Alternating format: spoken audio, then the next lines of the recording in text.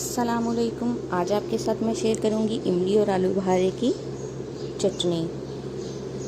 इसके लिए लिया है हमने 500 ग्राम आलू बुखारा और उसमें थोड़ी सी इमली शामिल करेंगे और इनको अच्छी तरह धोने के बाद 1 घंटे के लिए भिगो देंगे। फिर एक पैन में इमली और आलू बुखारे का पानी शामिल करेंगे और उसमें तकरीबन 1.5 पाव के करीब चीनी शामिल करेंगे। चीनी आप अपने टेस्ट के मुताबिक कम या ज़्यादा कर सकते हैं। इसको हम 10 मिनट पकाएंगे ताकि ये गाढ़ा हो जाए। 1 पिंच सुरख मिर्च, काली मिर्च और फूड कलर शामिल करेंगे। फूड कलर ऑप्शनल है। इसके बाद इमली और आलू बुखारा शामिल करके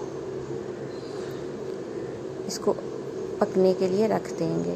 इसमें 1 टेबलस्पून हम सिरका ऐड करेंगे ताकि इसकी शेल्फ लाइफ बढ़ जाए। 15 मिनट के बाद हम देखेंगे आलू बुखारा सॉफ्ट हो चुका है।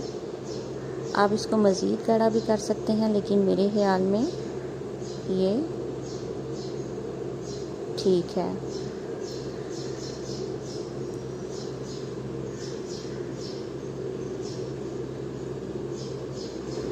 ठंडा करने के बाद आप इसको किसी साफ़ बर्तन में निकाल लें। बर्तन गीला नहीं होना चाहिए। ये 15 से 1 माह तक आराम से चल जाएगा। अगर आपको मेरी वीडियो अच्छी लगे तो मेरे चैनल को सब्सक्राइब करें।